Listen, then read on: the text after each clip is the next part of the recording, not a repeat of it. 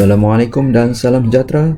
Kita masih lagi dalam bab tingkatan 5 dan membincangkan soalan penjelmaan 3. Sebelum ini kita sudah bincangkan soalan 3A ini, dan kali ini kita akan bincangkan soalan 3B di bawah. Kita terus kepada soalan B.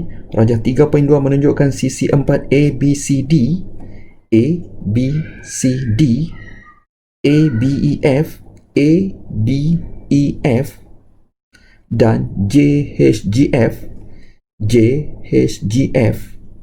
dilukis pada grid segi empat sama. Ini ialah grid segi empat sama. Seterusnya JHGF ini ya, JHGF ialah image. Tulis I, image, bagi ABCD, bagi ABCD, automatik ini ialah objek. O, tulis objek. Di bawah gabungan penjelmaan VW. Ini menunjukkan kamu kena selesaikan W dahulu, baru boleh selesaikan V. Kita terus kepada soalan B1. Uraikan selengkapnya penjelmaan W. Perhatikan, ini ialah objek kamu dan ini ialah image terakhir. Daripada sini, untuk bergerak ke sini, ialah pantulan pada garis AB. Kenapa pantulan? Kerana kalau kamu perhatikan, bentuk saiz ini dengan ini sama. Dia hanya pantul. Seperti cermin. Dari sini ke sini. Tulis ini di atas. Pergerakan pertama ialah pantulan pada garis AB. Tulis pada garis AB. Seterusnya kita akan selesaikan soalan B, iaitu mencari penjelmaan V. Kita salin di atas. Perhatikan, objek yang besar ini, daripada objek ini terus bergerak ke sini, pantulan. Daripada sini, dari besar ini dia menjadi kecil. Maka, apa yang kamu perlu tulis ialah pembesaran. Walaupun dari besar ini kepada kecil ialah pengecilan, tidak ada istilah pengecilan di dalam penjelmaan. Tetap kita akan gunakan perkataan pembesaran. Langkah pertama, tulis pembesaran. Pembesaran. Langkah seterusnya kita cari faktor skalanya. Faktor skala dari besar ke kecil. Sekiranya dari besar ke kecil, ia akan jadi pecahan. Mari kita lihat bagaimana untuk mencari faktor skalanya. Perhatikan garisan oranye ini, 2 kotak. Dan perhatikan garisan yang berwarna merah ini, 6 kotak. Ini menunjukkan faktor skalanya ialah 3 kerana 2 darab 3 ialah 6. Sama dengan ini. Jadi faktor skala kamu ialah 3. Bagi tumpuan di sini, kamu dapat faktor skalanya ialah 3. Sekiranya kamu tulis 3, jawapan kamu salah. Kerana pergerakan objek ini ialah dari besar ke kecil. Maka kita kena tulis 1/3. Kenapa kita perlu tulis 1/3? Kerana dari besar ke kecil. Apabila mengecil, 1/3. Sekiranya ia membesar, tulis 3. Untuk soalan ini, ia mengecil dari besar ke kecil.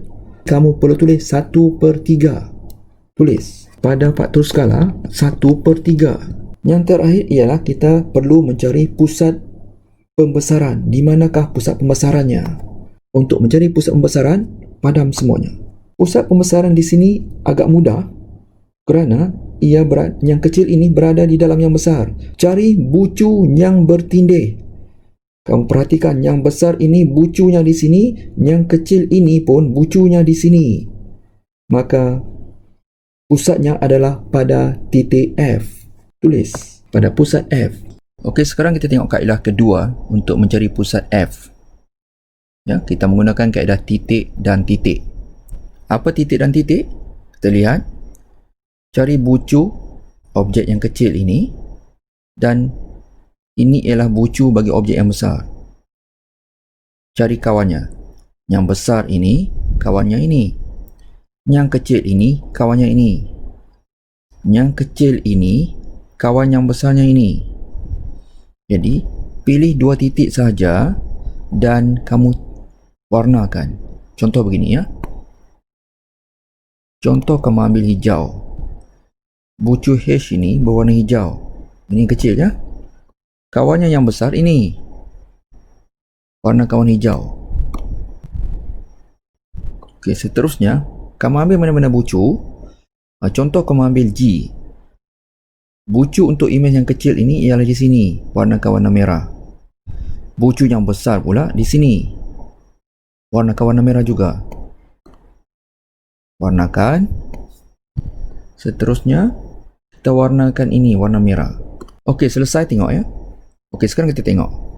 Bucu yang objek besar ini, bucu hijau ini, bucu yang tajam ni di sini. Untuk objek yang kecil ini, iaitu imej, bucu tajam ni di sini. Kita perhatikan titik merah ni.